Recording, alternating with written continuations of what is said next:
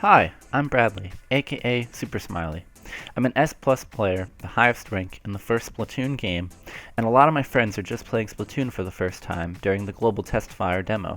So I wanted to make a video giving a few tips they can wreck their opponents and have a fun experience. So let's get started. Tip number 1, swim. I think people just forget it, but it's such a weird and unique mechanic to this game. But the ink you shoot in the ground or on walls, you can swim in it. I see new players all the time just always running. Don't do this, it makes you a very easy target. Swimming more often, 1, this is how you reload ink, so you should be swimming in order to reload. And 2, it's amazing for positioning. If you're in a fight with someone, you can easily turn the favor to you by swimming and getting a better position to splat your opponent. Tip number 2, pay attention to your special gauge. This is also hard for people to notice at their first time, but your special gauge is on the top right.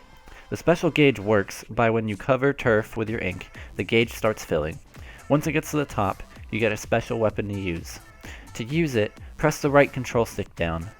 One thing to pay attention to is when your gauge is pretty close to full, it may be better to stop and paint some ground before going in, so you can use your special and guarantee some kills in a less risky but super fun way. Your special weapon can be a kill or turner of battle for your team, depending on if you use it well. Tip number 3. You can turn off motion controls. I know, right? At the weapon screen, just hit the plus button and it's right here. Now, to be honest, I do recommend this in the beginning, just to get used to how the game plays. But in my opinion, once you get comfortable with motion controls, I feel it's much easier to be more precise with your aiming and kill faster than just using the sticks alone. Although, I have seen pro players use sticks only, so I recommend once you understand how the game plays, then you should turn on motion controls for a while, just to try it out. Start your sensitivity at 0 for tilt and 0 for sticks, and play around with it. It will be very uncomfortable for a while, but it's worth it getting used to it and seeing what you feel you do better with.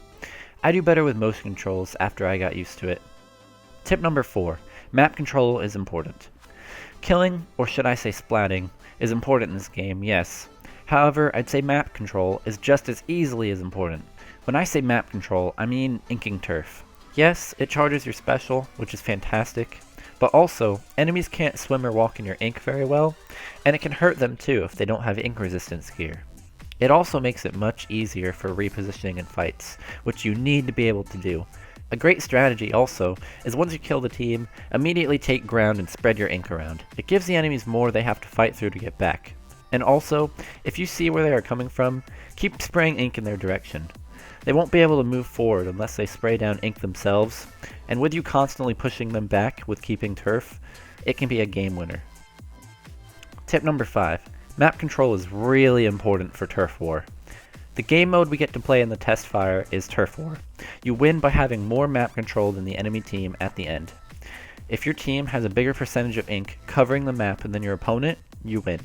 So, I stress again, map control, especially for Turf War, is very important. Kills are awesome, but if you aren't covering the map, you're still going to lose. Tip number 6, patience. Sometimes the best thing you can do is go swimming in your ink and just wait. If you know where the team is coming from, instead of just charging in guns blazing, it may be smarter to wait a second and hide. Evaluate the situation. Once they come by, surprise attack and splat them from behind where they least expect it. Rollers are some of the funniest ways to do this. Tip number 7. Speaking of rollers, rollers are a good starting weapon. I recommend rollers to a lot of beginners. It's a great starter weapon, especially if you're wanting to get used to motion controls for the first time, as you don't have to be the most accurate with it. A tip for rollers though, don't just throw it down and run all the time. It's actually much more effective to swim more often and get quick surprise attacks by flicking your roller instead of holding the roller down. Running them over is satisfying and fun, and there are situations you can do it, but it leaves you so open to get shot, especially by a charger. Try swimming up to someone and flicking the roller down in their face. It's pretty hilarious sometimes and fast. Tip number 8. Careful with your sub-weapon. You have a sub-weapon that you press the R button to use. Normally, it's different kinds of bombs you can throw. Just be careful. Sub-weapons use a lot of your ink, so be sure to reload by swimming afterwards to refill your ink tank. You don't want to use your sub, forget to reload, and then die because in the middle of the next fight you ran out of ink. I've done that a lot myself. So just remember to reload after using it. Tip number 9. Try out every weapon. We have 4 different types of weapons in the Testfire, and I say try them all out. They're all fun and have their own unique sub and special weapons too. It's also great to figure out how they all work mechanically. So when your enemy team is using a different weapon than you, you know the situations it doesn't do well with, so take advantage of that. Rollers have a tough time dealing with outranging them. Chargers have a tough time when someone quickly charges them or flanks them stealthily by swimming. So try them all out and figure out what you like the best and what playstyle fits you. And finally, tip number 10, have fun. Yes, winning is nice, but remember to have fun. Especially don't get tilted and angry, it affects your performance. Just relax and have fun. Turf War isn't a super competitive game mode anyways, so why be angry if you win or lose? Alright everyone, I hope some of these tips were helpful to you. I hope it gave you a few things to think about while you're playing the Testfire, and I hope to see you all on the battlefield. If you want to see more Splatoon 2 tips and gameplay, you can subscribe to my channel. I'll be doing ARMS, the new Nintendo game when it comes out, and a ton of Splatoon 2 when it comes out. My goal is to go esports level in Splatoon, to try my hardest this year and see if I can do it. So if you want to follow my journey, subscribe and watch my other videos. I hope you have a good day everyone, and God bless.